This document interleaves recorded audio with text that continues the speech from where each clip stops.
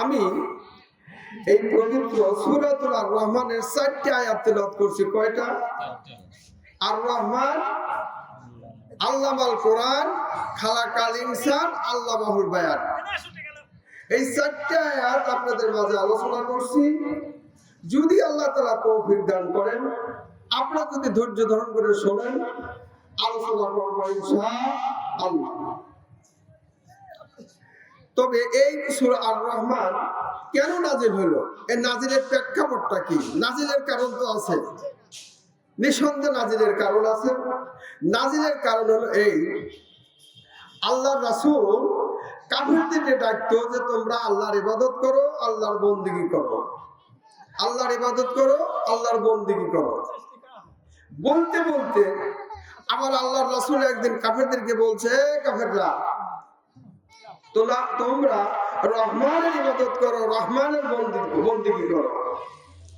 কাফিররা তখন লক্ষ্য করলো যে এতদিন নবী আল্লাহর ইবাদত করার জন্য বললো, আজকে আর রহমানের ইবাদত করো, সে আবার কে?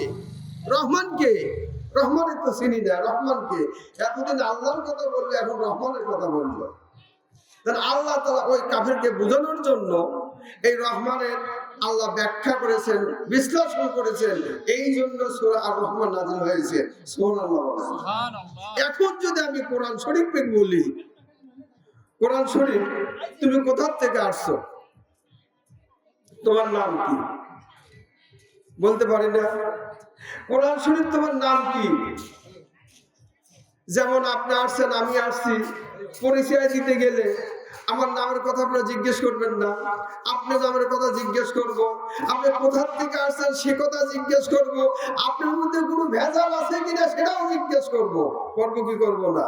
আপনার মধ্যে ভেজাল আছে কিনা জিজ্ঞেস করবো, আপনি সঠিক না সঠিক, এবং আপনার দ্বারা আমার কি উপকার হবে। এমনি ভাবে কোরআন শরীফকে যদি জিজ্ঞেস করি, কোরআন গো তোমার আসল নামটা কি, তুমি কোথা থেকে আসছো, তোমার মধ্যে কি কোনো সন্দেহ আছে, তুমি কাদের জন্য নাজিল হয়েছে, প্রশ্ন করতে পারি না?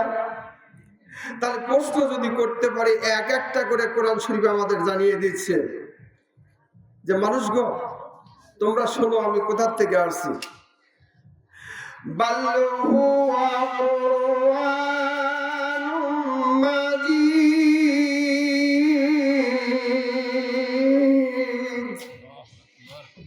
আমার নাম পবিত্র কোরআনুল মাজিদ। আমার নাম কি? পবিত্র কোরআনুল মাজিদ। আমার নাম, আসল নাম কোরআনুল মাজিদ। ও কোরআনুল মাজিদ, আমরা জানলাম তুমি কোরআনুল মাজিদ, তুমি কোথা থেকে আসছো?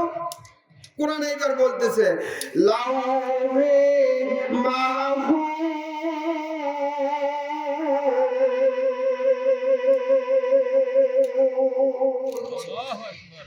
আমি এমন একটা গ্রন্থ, আমি এমন একটা বাড়ি, দুনিয়ার থেকে আসি নাই, কারো কাছের থেকে আসি নাই, কেউ আমাকে পাঠায় নাই, আমাকে আল্লাহ তাআলা লাউহে মাহফুজ থেকে পাঠিয়েছে। আমি সেই কোরআন। এখন কোরআনকে যদি বলি ঠিক আছে তুমি লাউহে মাহফুজ থেকে আইছাও, তোমার কাছে কোনো কি ভেজাল আছে, তোমার মধ্যে কি সন্দেহ আছে? বলতে পারি না। আল্লাহ তাআলা এবার কোরআনের মধ্যে সন্দেহ আছে কি ভেজাল আছে এই সম্পর্কে জানিয়ে দিয়েছে আল্লাহ তাআলা। জালিকাল কিতাবু লা রাইবা ফীহি,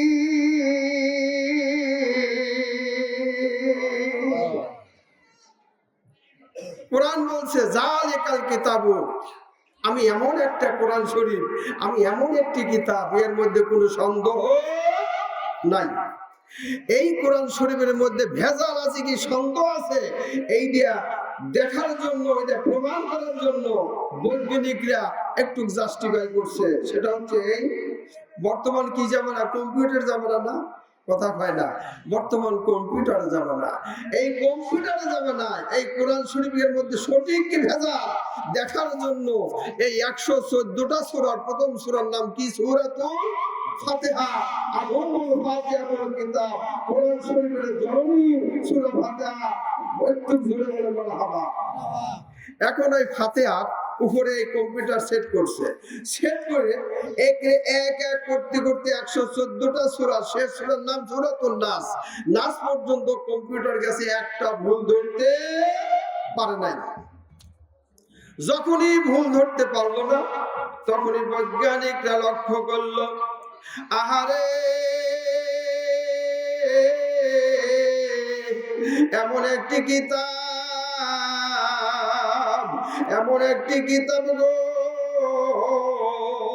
যদি মানুষের রচিত, যদি গ্রন্থ হইত, যদি মানুষের রচিত যদি কিতাব হইতো রে, যে কোনো একটা না একটা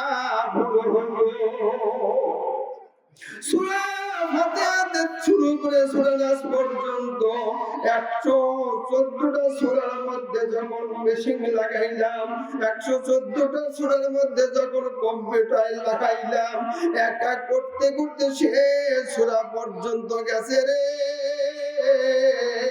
কম্পিউটার একটা ভুল ধরতে পারে না।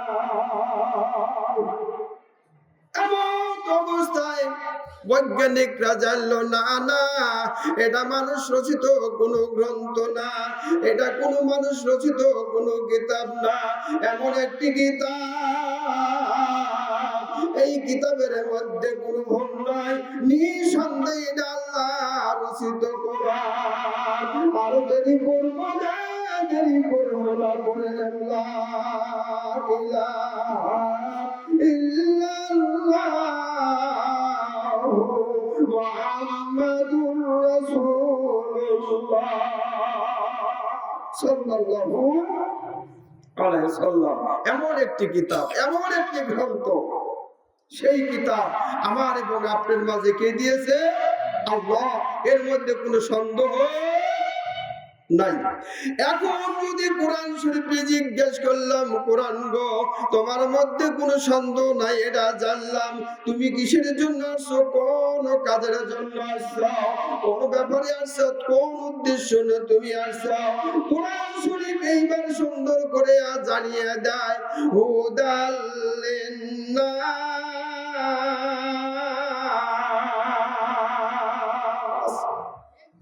আমি আল্লাহ তাআলা অন্য কোনো কাজের জন্য আসি নাই, আমি আল্লাহ তাআলা মানুষকে হিদায়াতের জন্য এসেছি।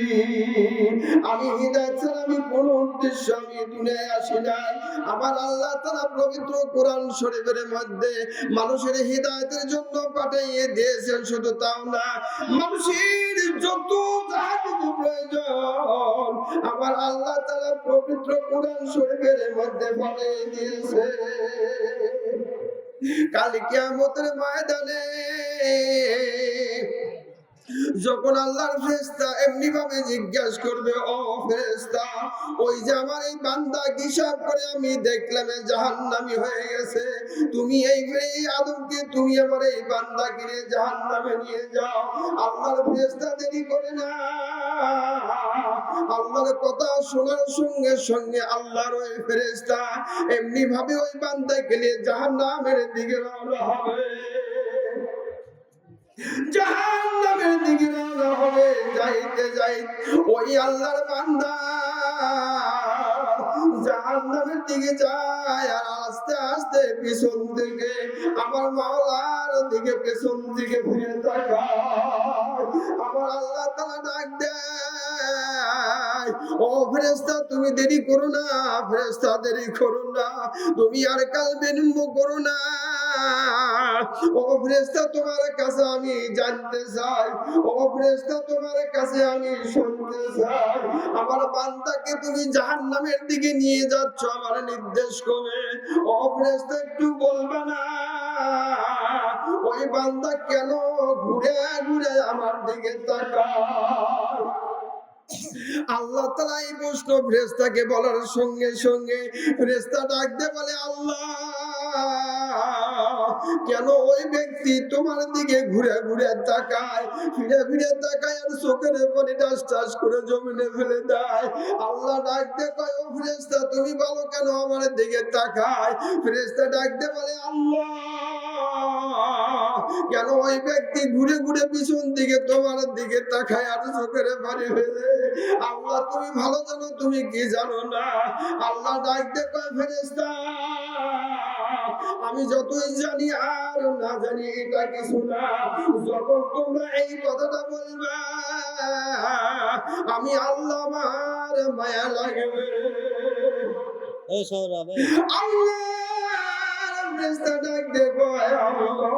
ওই ব্যক্তি ফিরে ফিরে ঘুরে ঘুরে তোমার দিকে তাকায় আর এই মনে মনে বলে আল্লাহ তোমার নাম না রহমান। আল্লাহ পবিত্র কোরআনের মধ্যে সূরা আর রহমানের মধ্যে আর রহমান এমন একটি শব্দ তুমি দিয়েছো, এমন একটি বাক্য তুমি পবিত্র কোরআন শরীফের মধ্যে দিয়েছো, এর মধ্যে ভালো শব্দ হয় না। আল্লাহ তুমি না দয়ালু, তুমি না রহমান। আমি না বুঝে জীবন না করলাম, ভুল করেছি। আল্লাহ ফিরে ফিরে মাঝে মাঝে তোমার দিকে তাকায়। আল্লাহ তোমার কি মায়া হয় না? তোমার কি দয়া হয় না? এই জন্য ফিরে ফিরে তোমার দিকে তাকায় আমার আল্লাহ। ফেরেশতাকে জিজ্ঞেস করে, ও ফেরেশতা, আমার ওই বান্দার কাছে তুমি শোনো রে, ও আমার বান্দার কাছে তুমি একটু শুনে নাও, ওই বান্দা কি কোন কোরআনওয়ালা মানুষের সঙ্গে বন্ধুত্ব ছিল নাকি? আল্লাহর ফেরেশতা ডাক দিয়ে কয়, আল্লাহ তন্ন তন্ন করে খুঁজে দেখলাম কোরআনওয়ালার সঙ্গে বন্ধুত্ব নাই। বলে নামাজের সঙ্গে বন্ধুত্ব ছিল কিনা? কয় আল্লাহ তাও বন্ধুত্ব নাই। আল্লাহ কয় তাহলে আমি কেমন করে তাকে ক্ষমা করব? আমি তো কোনো ভাষা পাই না, কোনো সুযোগ পাই না। এইবার ফেরেশতাকে ডেকে বলে, ফেরেশতা তুমি আমার বান্দার কাছে শোনো, দেখো তো যারা কোরআনওয়ালা, যারা নামাজওয়ালা, ওই ব্যক্তির বন্ধুর সঙ্গে তার বন্ধুত্ব ছিল কিনা? এইবার আল্লাহর ফেরেশতা লক্ষ্য করে দেখবে ওই ব্যক্তির কোরআনওয়ালা বন্ধুর তার বন্ধুর সঙ্গে এইবার বন্ধুত্ব ছিল। এইবার আমার আল্লাহ তাআলা ডাকতে বলে, আমি আল্লাহ রহমান নাম দিয়েছি, রহমান দিয়েছি। আমি ওই রহমানের কারণে ওই কোরআনওয়ালার বন্ধুর সঙ্গে যে মহব্বত ছিল, ভালোবাসা ছিল, এই কারণে আমি একটা ভাষা পাইলাম রে ফেরেশতা। ও ফেরেশতা তুমি আর দেরি করো না, ইয়াদখুলু জান্নাতা আবাদা।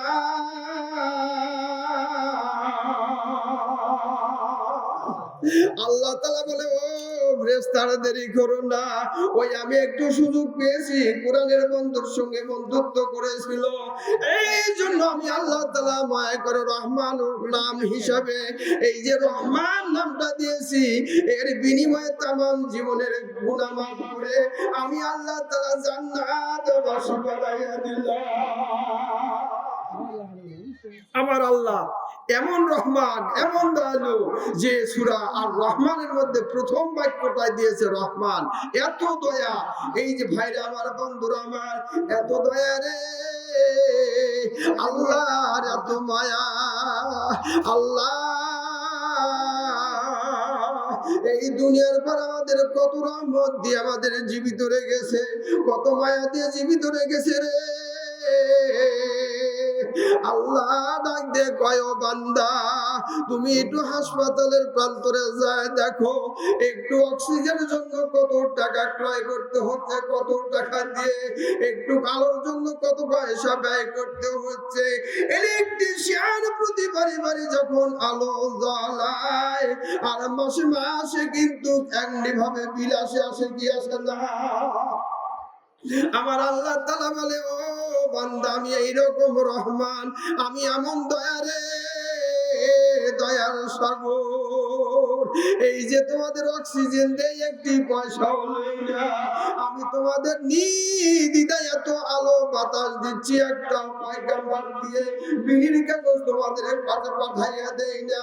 এমন রহমান আমি, এমন রহমান রে, এমন দাতা। ও আমার বান্দারা তুমি শোনো রে, ওই সাগরের পানি নোনা পানি, নোনাক্ত পানি আমি আল্লাহ তাআলা এমনি ভাবে আবাস করে আকাশে উঠায় নেই, আকাশে উঠে ওখানে একবারে বিশুদ্ধ করে নেই, বিশুদ্ধ করে ওই পানিগুলো আমি জমিনে দেই। ওই জমিনে দেওয়ার কারণে জমি উর্বরতা শক্তি বৃদ্ধি পায়।